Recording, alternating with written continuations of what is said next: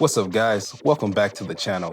From the title of this video, you already know what time it is. We've had the Galaxy Z Fold 7 and Watch 8 Classic in our hands for about a month now. And in this video, I'll be giving you my perspective as a person who had to drop a bag on both of these devices. We'll also be checking out some cases and watch bands, so make sure you drop a comment and let me know which cases and bands you think look the best. Guys, if this is your first time stopping by the channel, please do me a favor and hit the like and subscribe button. I appreciate it, and the channel does too. Samsung might have hit it out the park with this one. Let's jump into it. First up, I want to give a shout out to Samsung, not for hooking us up with these devices, I had to pay for them of course, but for being understanding. After I was sent the wrong color Z Fold 7, they weren't able to exchange my device for the mint version, but they did give me a $100 credit back, and for that, I'm cool with the blue shadow color we have here. So let's recap what you can expect in the box when opening up your new Z Fold 7 and your Watch 8 Classic, starting with the Z Fold 7. Honestly, it's not much. You get the phone itself, which we'll take a look at in a second, some reading information, which you know I suggest reading, but most of you won't, so we'll just toss it to the side. You get your SIM ejector tool and the charging cable. It's at this point I started shaking the box, hoping for a charging brick. I mean, the phone does cost almost $2,000. Samsung, would it kill you to give us a charging brick and an included case like Xiaomi does? Moving on to the Watch 8 Classic. Again, the unboxing experience is pretty simple. You get the watch itself, which in this white color is just beautiful. You get your included watch band, more on this later. Instructions on how to attach and detach the bands, make sure you hold on to this. Some reading information, and of course, your watch charging cable. And that's it. With the unboxings out the way, let's talk about the look and feel of the devices, starting with the Watch 8 Classic. Right away, coming from the Watch 6 Classic, I noticed a difference in the screen sizes. The Watch 6 Classic I have is the 47mm variant, and although on paper it might not seem like a big deal, losing that 1mm makes a meaningful difference when looking at the display.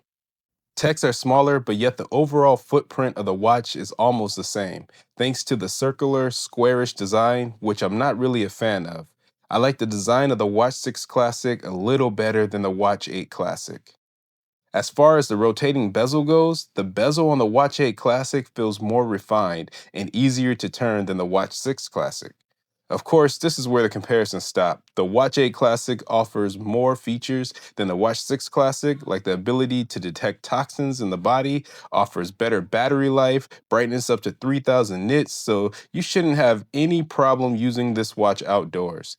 And it has more storage than the Watch 6 Classic at 64 gigabytes.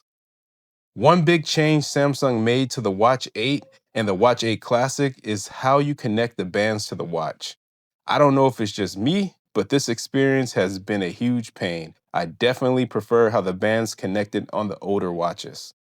Someone drop me a comment and let me know if it's just me, or are you also struggling taking the bands off and putting them on these new watches? Other than these minor gripes, the Watch 8 Classic is a good upgrade over the Watch 6 Classic. Moving on to the Z Fold 7, it's really hard to find anything negative about this device. I feel like Samsung killed it with the design and how thin this phone is. The Z Fold 7 comes in at 215 grams with an 8-inch display. When it's unfolded, that's a 90% screen to body ratio. This phone is also super thin at 4.2 millimeters. I originally wasn't a fan of this blue shadow color, but man, this color is exquisite. Yes, I said exquisite. The way the light hits this phone, it almost looks like a royal blue with a hint of purple.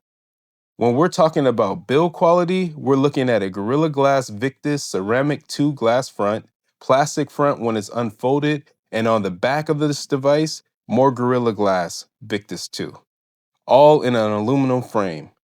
I think this design might have my outgoing S25 Ultra beat. The phone is listed as being IP48 dust and water resistant, but this is not, and I repeat, not sand resistant. So if you're going to the beach, you might want to leave this phone in the car. The model I have has 512 gigabytes of storage with 16 gigabytes of RAM, and we're looking at a resolution of 1968 by 2284, aka 368 ppi. The main camera has even been updated to 200 megapixels, so pictures look just as good as they do on the S25 Ultra. But there are some things about the Z Fold 7 that I feel like Samsung took a L on. First off, the lack of S Pen support for this big, beautiful 8-inch display is just diabolical. And because the phone is so thin with large camera cutouts, if you don't put a case on, you might risk the phone wobbling all over the surface when lying on its back. I also noticed the phone runs hot, sometimes almost uncomfortably hot, while charging and playing music at the same time. Drop a comment and let me know if you guys have experienced something similar with your Z Fold 7.